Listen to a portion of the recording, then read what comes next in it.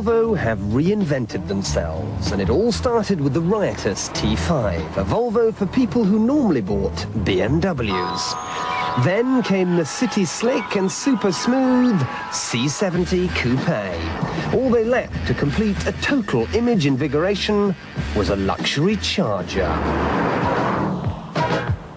Which is why Volvo have come up with an entirely new Executive Express, the S80, meant to take over from the aging and perpendicular 900 series. And this is one Volvo I promise you we won't see in estate car guise.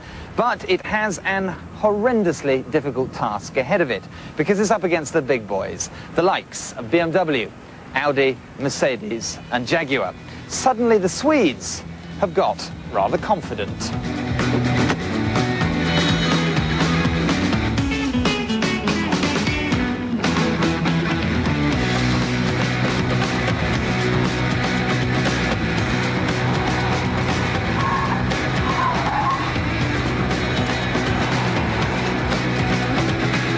Enough of the acrobatics. S80s are powered by 5- and 6-cylinder transverse engines, 3 petrol and 1 diesel.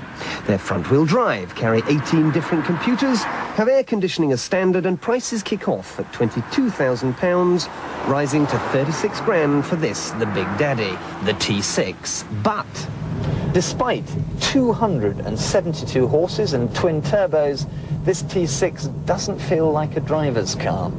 The ride is restless and fidgety, it doesn't feel composed. And the power steering pump, it seems like it can't keep pace with the wheel. At the straight ahead position it feels vague and lumpen. And then when you turn in, there's not much crispness. It feels a bit flaccid. Inside, it really is a paragon of ergonomic design, a control freak's paradise. You've got the usual things like cruise control, air conditioning, electric memory seats, trip computer, but there's also a little switch here which folds your headrests flat for reversing, another switch here for folding your door mirrors in for those close encounters, lots and lots of cup holders, even a little coin dispenser.